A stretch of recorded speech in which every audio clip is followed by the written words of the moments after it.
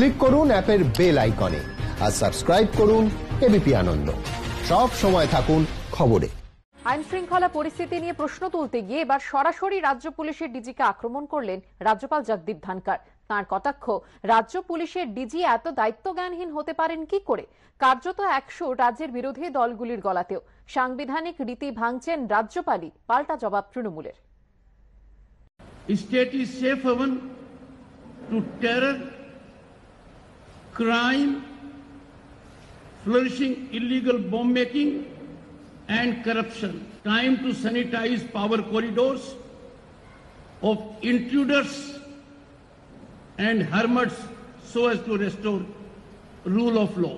এই ধরনের বাচাল সস্তা রাজ্যপাল আমরা পশ্চিমবাংলায় কখনো দেখিনি।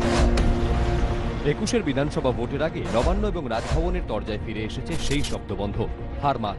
সোমবার আইন শৃঙ্খলা ইস্যুতে রাজ্য সরকারকে আক্রমণ করতে গিয়ে ফের সেই শব্দবন্ধকে হাতিয়ার করলেন রাজ্যপাল। সেই সঙ্গে তিনি এবার সরাসরি নিশানা করলেন রাজ্য পুলিশের ডিজিকে। Police is ever in action mode to knock at the door of political opponents on extra legal premise.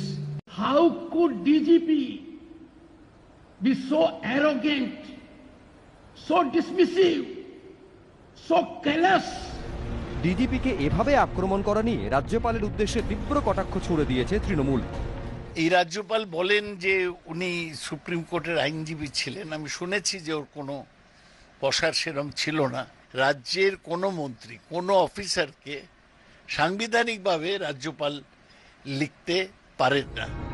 গত 5 ও 20 সেপ্টেম্বর রাজভবন থেকে রাজ্য পুলিশের ডিজি বীরেন্দ্রকে চিঠি ও নোট পাঠিয়ে রাজ্যের আইন শৃঙ্খলা পরিস্থিতির সমালোচনা করার পাশাপাশি একটি কেসের তদন্তের গতি প্রকৃতি সম্পর্কে জানতে চাওয়া হয়। 21 সেপ্টেম্বর টুইটে রাজ্যপাল লেখেন, ডিজির কাছে এ বিষয়ে নির্দিষ্ট কিছু তথ্য চেয়ে তিনি চিঠি লিখেছিলেন, কিন্তু ডিজির 2 লাইনের উত্তর তাকে বিস্মিত করেছে। রাজ্যপাল লেখেন, আইন শৃঙ্খলা পরিস্থিতি নিয়ে ডিজির মনোভাব মানা যায় না। রাজ্য ইতিমধ্যেই সন্ত্রাস, অপরাধ ও বোমা তৈরির নিরাপদ জায়গা হয়ে উঠেছে। শনিবার ডিজির পাশে দাঁড়িয়ে পাল্টা জবাব দেন মুখ্যমন্ত্রী মমতা বন্দ্যোপাধ্যায়। 9 পাতার চিঠিতে কড়া ভাষায় তিনি রাজ্যপাল জগদীপ ধনখড়কে তার ইখতিয়ার মনে করিয়ে দিয়ে লেখেন, রাজ্যপাল রাজ্যের সাংবিধানিক প্রধান, তিনি যেন কোনো রাজনৈতিক দলের প্রতিনিধির মতো আচরণ না করেন। এই প্রেক্ষাপটে সোমবার শুধু রাজ্য পুলিশের ডিজিকে আক্রমণ করেই থামেননি রাজ্যপাল, এরপর মুখ্যমন্ত্রীকেও নিশানা করেন তিনি। Police, state and democracy do not go together.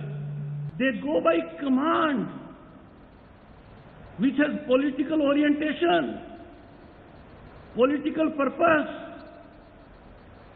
They become foot soldiers of political party. They are carrying out their errands. They are discharging those obligations. কার্যত একই সুর শোনা গিয়েছে সিপিএম কংগ্রেসের গলায়। পশ্চিমবাংলায় যা চলছে পুলিশ রাজত্ব, পিসি ভাইপোর দল চলছে, বাকি সবাইকে চুপ করে থাকতে হবে। কারোর কোনো গণতন্ত্র নেই, অধিকার নেই। এমনকি রাজ্যের সমস্ত সব ক্ষেত্রে এই একই রকম জিনিস চলছে। রাজ্যপাল তো যদি বাস্তব চিত্রটাই তুলে ধরেছেন। অতীতে অনেক সময় বামফ্রন্টের বিরুদ্ধে আমাদের অভিযোগ থাকলে ডিজির কাছে যেতাম, হোম সেক্রেটারির কাছে যেতাম। আজকে ডিজিরা দেখা করবেন কি, আমাদের ফোন ধরতে ভয় পান। পুলিশ প্রশাসনটা টোটাল পাপেট হয়ে গেছেন। গোপাল কৃষ্ণ গান্ধী তার ধর্ণা মঞ্চে হাজির হয়েছিলেন। সেদিন যদি বামফ্রন্ট সরকার সেটাকে সহ্য করতে পারেন, রাজ্যপালের নিন্দা না করে, আজকের মুখ্যমন্ত্রীর কাছে সেরকম দিন আশা করা যায়? অভিযোগ উড়িয়ে পাল্টা সুর চড়িয়েছে তৃণমূল। উনি সংবিধানটা ভালো করে পড়েননি, নয় বোঝেন না, নয় সংবিধানে বিকৃত ব্যাখ্যা দিচ্ছেন। সংবিধানে ওর কোনোই ক্ষমতা নেই।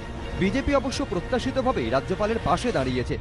পুলিশ কেবল বিরোধীদের আটকাবার জন্য আছে, গণতন্ত্রকে গলা টিপার জন্য ব্যবহার করা হচ্ছে পুলিশ প্রশাসনকে। পুলিশ তার কাজ করছে না বলে আজকে উগ্রপন্থীরা ঘুরে বেড়াচ্ছে, হিংসা হচ্ছে, সাম্প্রদায়িক দাঙ্গা হচ্ছে। তো সেই জন্য পুলিশের নির্ভরতা এত বেড়ে গেছে, সরকার যখন অসফল হয়, মানুষের দিক থেকে সরে যায়, তখন পুলিশের ভয় দেখিয়ে লোকের মুখ বন্ধ করার চেষ্টা করে। সেটাই পশ্চিমবঙ্গ সরকার করছে। গত বছর রাজ্যপালের দায়িত্ব নেওয়ার পর থেকে একাধিকবার আইন শৃঙ্খলা ইস্যুতে প্রশ্ন তুলে পুলিশকে নিশানা করেছেন জগদীপ ধনখড়। তবে এবার যেভাবে তিনি সরাসরি রাজ্য পুলিশের ডিজি এবং মুখ্যমন্ত্রীকে নিশানা করলেন, তা নিয়ে এখন উত্তাল রাজ্য রাজনীতি। দীপক ঘোষ, উজ্জ্বল মুখোপাধ্যায় ও বিজেন্দ্র সিংহ, এবিপি আনন্দ।